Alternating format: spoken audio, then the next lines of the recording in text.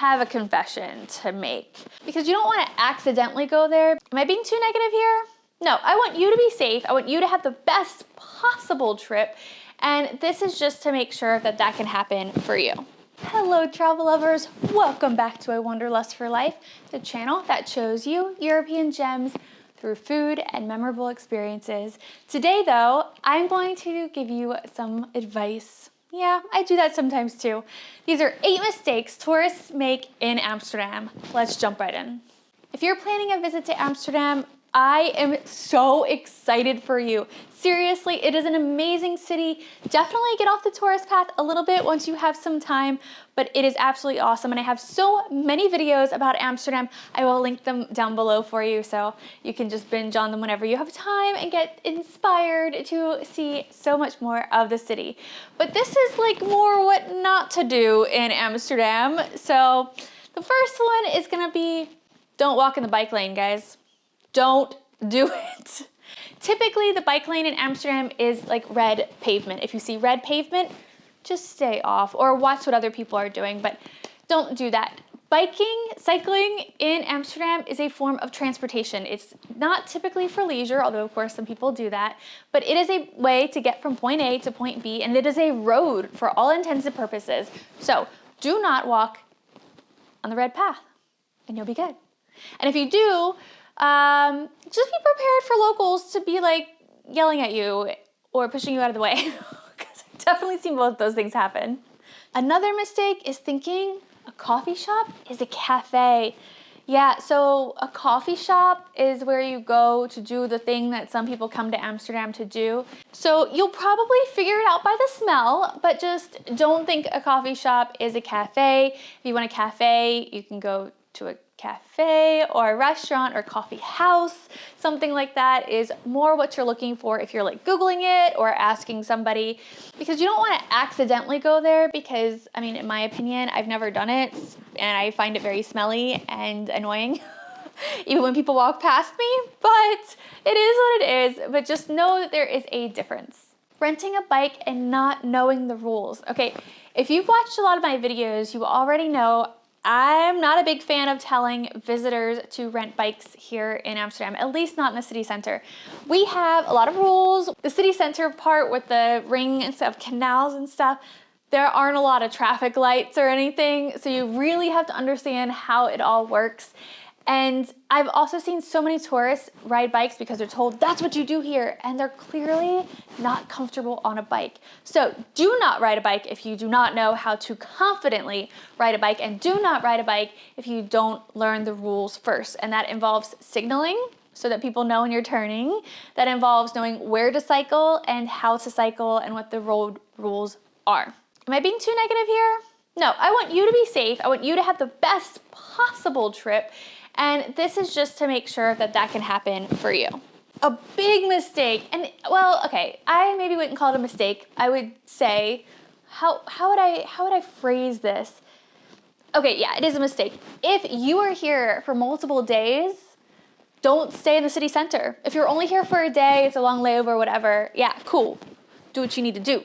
But if you're here for longer and you only stay in the city center, you are missing so much. Because, well, Amsterdam's a lot bigger than the city center. I mean, my neighborhood in Noord is bigger than any other neighborhood in the city. And we don't have really a whole lot of tourist attractions up here. So just know there's a lot more to do. Plenty of other neighborhoods to check out. I would highly suggest Oud-Zuid, which is the Old South. It's a very richy area, very beautiful streets, lots of pricey shopping. But like my favorite florist is in Oud-Zuid, and also De Pijp. I love De Pijp. There is just so much to do there, so many amazing restaurants and bars, and just walking through the streets is magical on its own. So spread out and you'll have a much better vacation, and there'll be less tourists, so you'll have actual space to breathe. If you go into the red light district, I get it. I mean, I don't really, but I kind of do. Everybody tells you to do it. And I understand when you go somewhere new, that's what you got to go on, right? But do not take pictures at the red light district, or at least not of the windows.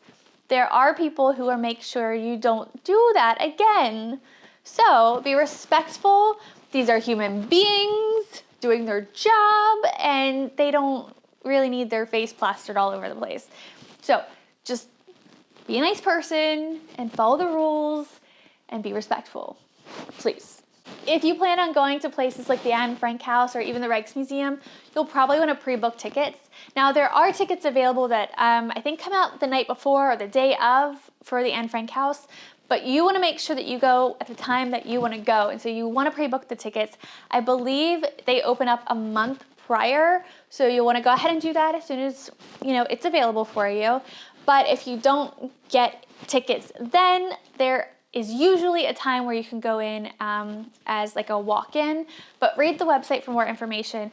But just know in general, Amsterdam favors reservations. So just use that as a guiding rule and check if a reservation is possible.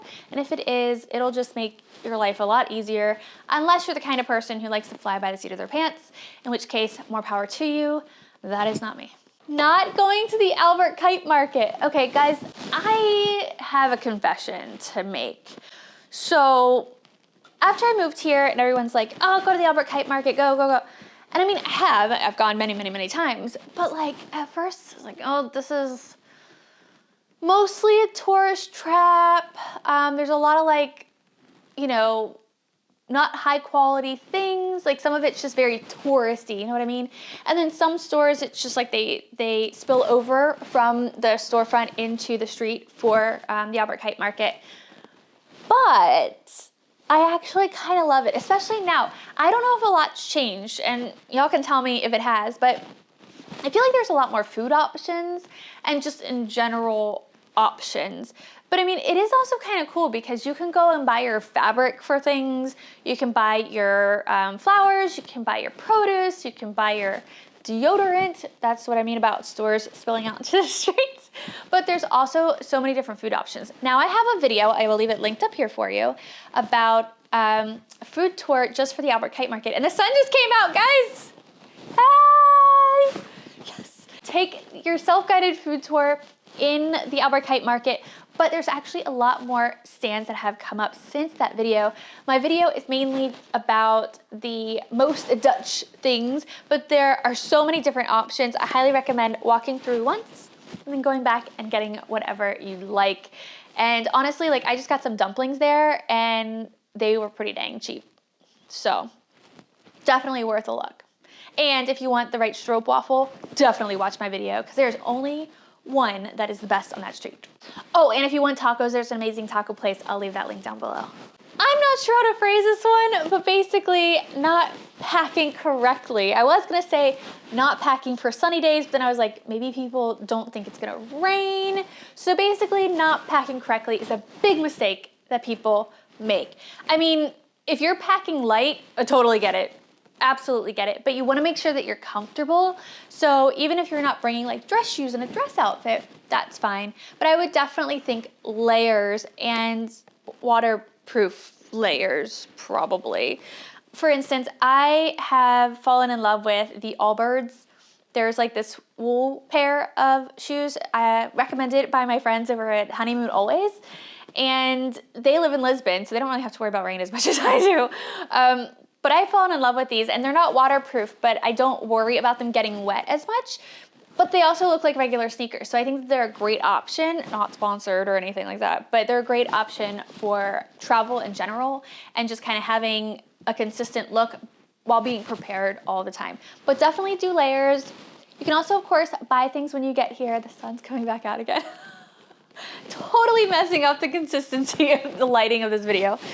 Do your research before you come. Check the weather. Check the general weather for that month. Just know that weather changes very quickly here, and you just definitely want to be prepared because you don't want to be out and about and then totally like dress incorrectly. I will also tell you that if you pack an umbrella, umbrellas do frequently get thrown away by the wind or inside out and broken. So I would more suggest having a rain jacket. So there you go. Those are your tips or mistakes not to make as a visitor here in Amsterdam. If you want to join our Patreon and support this channel and join some live streams, get extra videos, and be the first to know when we're going traveling, and also just a direct line with DMs to me, please, we would love to have you join the community. I will leave a link right here for you.